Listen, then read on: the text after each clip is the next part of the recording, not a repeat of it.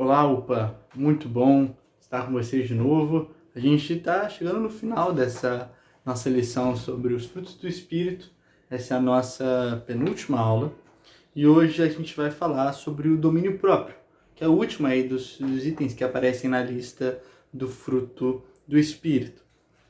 O texto que vai nos guiar hoje é o texto de 1 Coríntios, capítulo 9, versículos 25 e 26, que fala o seguinte: todo atleta exerce domínio próprio em todas as coisas.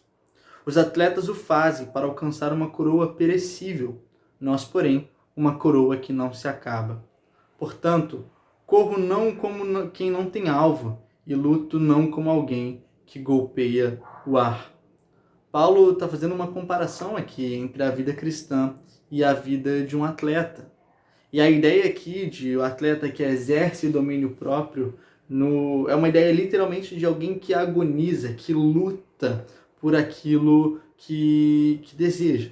A ideia é essa, de que o atleta agoniza pelo prêmio, ele agoniza para ser o melhor. Traz uma ideia muito vívida de que é um esforço que envolve todo o ser, que envolve toda a estrutura daquela pessoa. E a vida cristã é exatamente isso. Mas para a gente falar um pouco sobre essa natureza, dessa luta, desse domínio que devemos ter sobre nós mesmos para viver a vida cristã, acho que a primeira pergunta que faz sentido a gente pensar é: por quê? Por que a gente não tem domínio sobre nós mesmos? E para isso eu queria que a gente olhasse e pensasse de novo na queda. Quando a gente fala da queda, a gente fala sobre o efeito do pecado em nós que afeta toda a estrutura do nosso ser. Não somente, primeiramente, em relação à relação com Deus, em relação ao próximo e em relação a nós mesmos. Essa desconexão com o eu mostra essa falta de domínio que nós temos, ou melhor, essa tendência que a gente tem a ser dominado por desejos que muitas vezes nós sequer entendemos. Todos nós passamos por essa experiência em algum momento de sentir que há algo dentro de nós que parece ser mais forte muitas vezes do que a nossa própria vontade.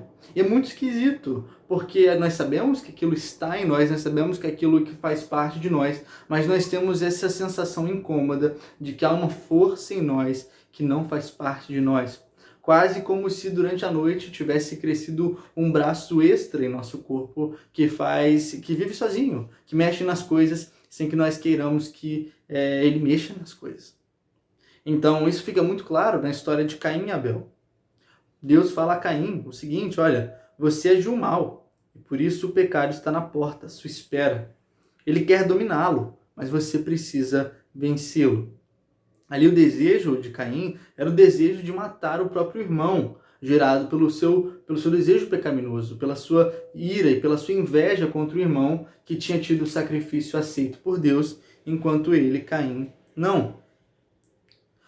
Essa história de nós sermos controlados por desejos do nosso próprio coração, de nós termos a falta de um domínio próprio, fica claro, por exemplo, lá em Romanos, no capítulo 1. Paulo fala sobre como Deus nos entrega os homens pecadores aos seus próprios desejos. E esses desejos resultam numa vida que é uma vida desgraçada, uma vida sem graça de Deus. É uma vida que é dominada por inveja, por ira, por um egoísmo, por tudo que nós constantemente vemos ao nosso redor e que faz parte da nossa própria natureza pecaminosa, da nossa própria natureza humana.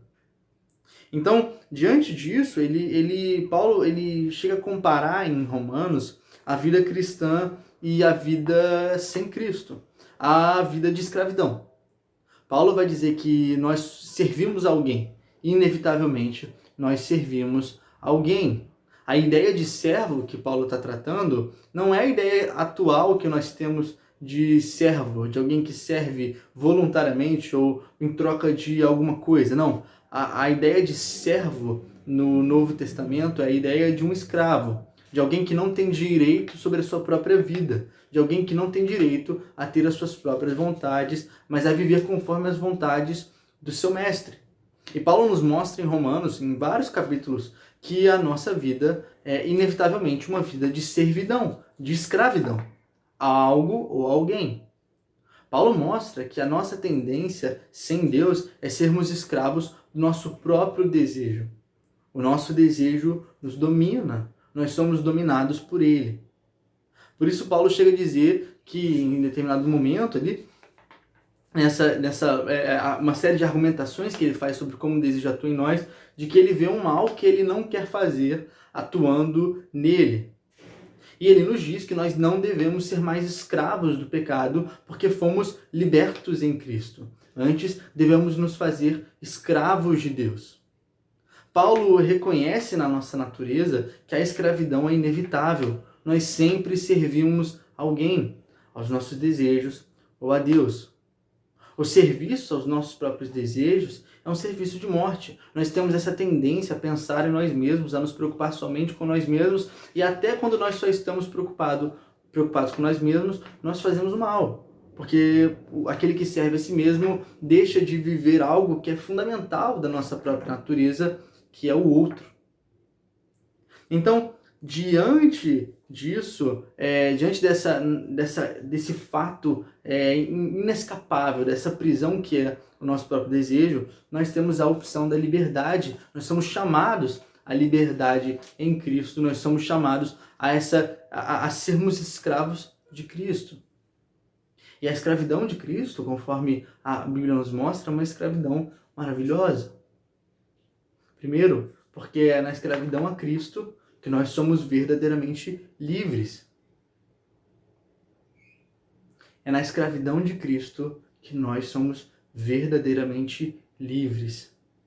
Cristo nos torna seus servos, mas Ele nos torna também seus filhos. Ele nos torna herdeiros de Deus. Ele diz que nos chama de amigos e irmãos. E o Deus Pai nos chama de filhos. Como Ele é filho, como Ele é o primogênito, o primeiro filho, o mais velho entre muitos irmãos. Então a escravidão em Cristo é uma escravidão onde nós nos encontramos quem nós verdadeiramente somos na pessoa que Deus verdadeiramente é. Em Deus, as nossas peculiaridades, as nossas características tão nossas, que nos fazem tão nós, não são descartadas, não são desprezadas. Mas aquilo que é terrível em nós é transformado. E aquilo que nós sequer imaginávamos que era possível em nós vem à tona. A bondade, a justiça, a misericórdia, o amor, o perdão, a sabedoria. É isso que Deus gera em nós. E a gente tem falado muitas vezes sobre isso quando nós estamos falando sobre o fruto do Espírito. Nós falamos sobre as obras da carne que vêm, que dominam, que existem em nós, que dominam sobre nós e que em Cristo não mais dominam. E nós falamos sobre o fruto do Espírito, que é gerado em nós por Deus e que é a parte da própria natureza de Deus, que Ele comunica, que Ele infunde, que Ele dá a nós. O domínio próprio é uma capacidade que recebemos de Deus para não vivermos segundo a natureza impulsiva do nosso desejo, mas de forma controlada. Quando eu falo que em Cristo nós verdadeiramente somos livres, é porque em Deus nós somos agora capacitados e cada vez mais capacitados a controlar a nós mesmos, a não sermos guiados por esse impulso tão direto de nós. Há alguns filósofos que vão dizer que isso não faz sentido, porque nós somos impulsivos por natureza e nós devemos, na verdade, seguir essa natureza impulsiva em nós. Eu acho que isso não faz sentido, nem do ponto de vista natural, porque do ponto de vista natural, algo que nos caracteriza como humanos, diferente de outros animais, além da linguagem, a linguagem é a principal coisa que nos diferencia de outros animais, é a capacidade inibitória que nós temos.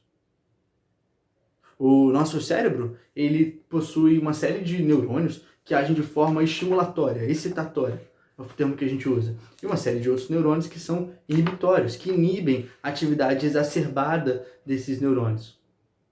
O nosso próprio comportamento é regulado aí por uma grande área reguladora do nosso cérebro que é totalmente diferente da dos outros animais. Então, muitas vezes, exatamente aquilo que nos faz humanos, não são os nossos impulsos, mas a nosso controle. Isso é interessante de um ponto de vista porque muitas doenças que afetam o nosso cérebro, que destroem o nosso cérebro, têm uma característica de que nós perdemos a nossa capacidade de sermos inibidos. Um exemplo mais fácil de nós entendermos isso é o álcool, que tira da pessoa que está bêbada o domínio que ela tem sobre ela mesma. Ela passa a ser descontrolada. Então, em Cristo, nós encontramos algo fundamental da nossa natureza, que é o controle. Então, esse chamado ao domínio próprio, essa necessidade de dominarmos a nós mesmos, ela não é exclusiva do cristianismo. Na mesma época, mais ou menos, um pouco depois que Jesus veio, houve um imperador romano chamado Marco Aurélio. Ele foi considerado o grande imperador filósofo. E nas Meditações de Marco Aurélio, que é o seu livro famoso, ele faz as suas reflexões sobre como viver uma vida virtuosa. E muito do que ele fala ali é sobre o domínio próprio. É sobre dominar a si mesmo, é sobre dominar a forma como você reage à ira, sobre como você reage ao que o outro te faz de mal, sobre como você lida com o desejo, sobre como você lida com o sexo, sobre como você lida com a guerra. Ele está falando o tempo todo sobre isso, sobre como viver uma vida verdadeiramente virtuosa. Então, a pergunta é o que diferencia, então, o domínio próprio cristão do domínio próprio que está presente em outras religiões, em outras filosofias. Aí a primeira coisa que eu digo é o propósito. O propósito, o sentido do domínio próprio no cristianismo é a glória de Deus, é glorificar a Deus, é fazer Deus magnífico e o amor a Deus. O domínio próprio cristão busca o princípio da lei de novo, que é amar a Deus acima de todas as coisas e amar o próximo como a si mesmo. É por causa do domínio próprio que eu não desonro a Deus. É por causa do domínio próprio que eu entendo que na minha vida deve haver prioridades. E a prioridade 1 é Deus. É por causa do domínio próprio que eu não faço mal ao meu próximo, que eu não trato ele, por exemplo, com ira num calor do momento, e que eu busco controlar a forma como eu falo para não feri-lo. O domínio próprio é isso, é essa ação que domina a nossa impulsividade pecaminosa. E esse é um poder que vem de Deus. É um poder que vem de Deus. Deus não é um Deus descontrolado. Ele não age no calor do momento. Deus tem controle sobre todas as coisas. E a natureza manifesta um Deus que faz as coisas muito cautelosamente, muito cuidadosamente. Ainda que muitas vezes esse cuidado se manifeste de uma forma extremamente caótica. Paulo, na verdade Pedro, diz na sua segunda carta, no capítulo 1 ao 9, algo que eu acredito que a gente deva ler, para entender um pouco mais sobre de onde vem o domínio próprio. E qual o objetivo dele. Pedro escreve o seguinte: o poder de Deus nos tem dado tudo o que precisamos para viver uma vida que agrade a Ele. Por meio do conhecimento. Então, parte fundamental do domínio próprio é conhecer algo. O que é esse conhecimento? Por meio do conhecimento que temos daquele que nos chamou para tomar parte na sua própria glória e bondade. A glória de Deus, que é a coisa mais excelente e maravilhosa do mundo, a coisa mais incrível e bela do mundo. Essa glória de Deus é algo do qual nós passamos a fazer parte quando nós conhecemos a Deus, quando nós passamos a conhecê-lo e a conhecer a sua palavra. E mais, da bondade dele.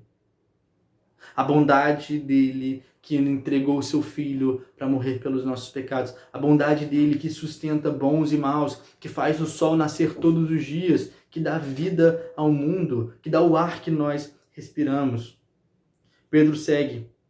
Ele fez isso para que por meio desses dons nós escapássemos da imoralidade que os maus desejos trouxeram a este mundo e pudéssemos tomar parte na sua natureza divina.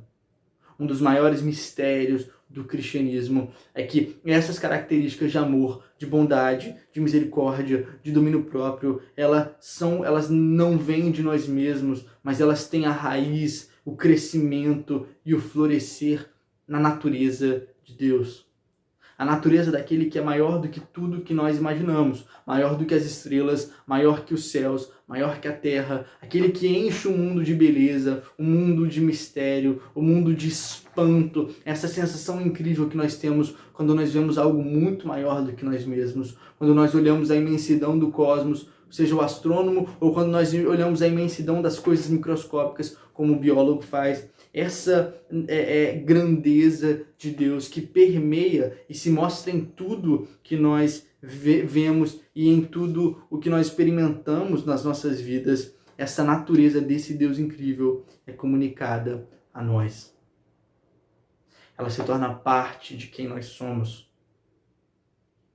E por isso Pedro diz: a bondade, juntem o conhecimento, e ao conhecimento, o domínio próprio.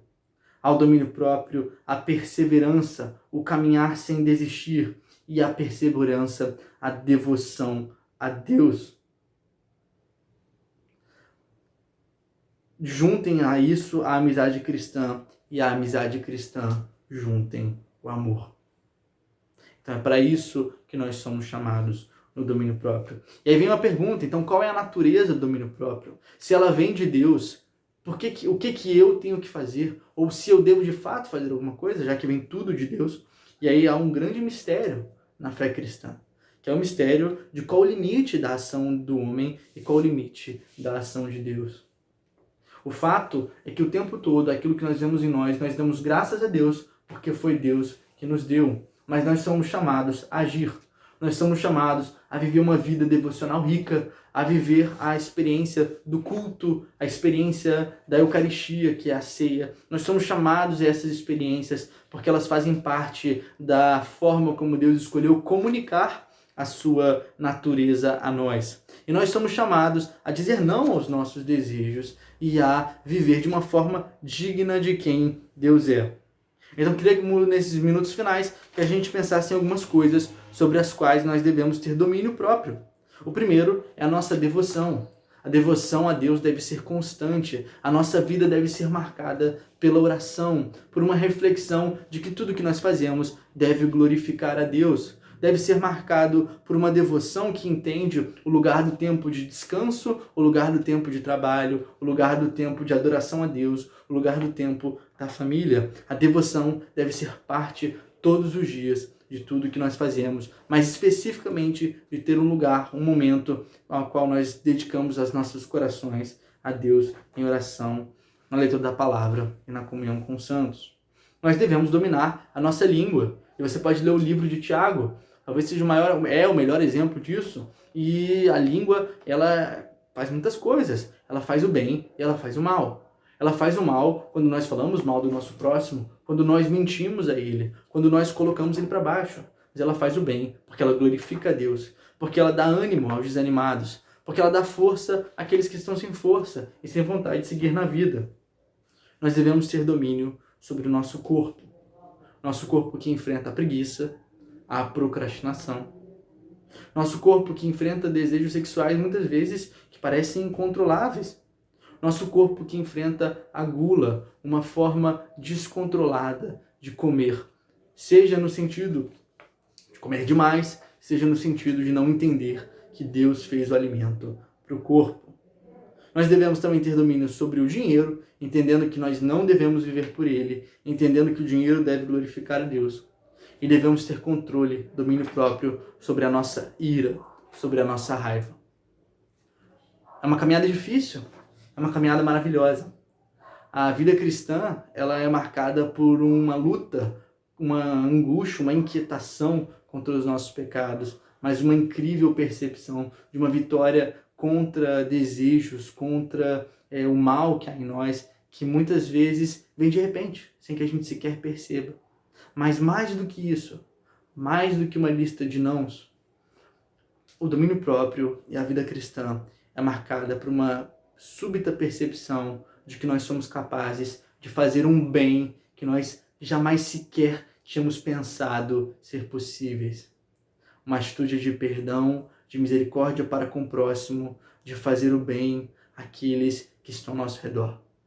E de glorificar a Deus em todas as coisas. Que Deus te abençoe, que você tenha um bom domingo.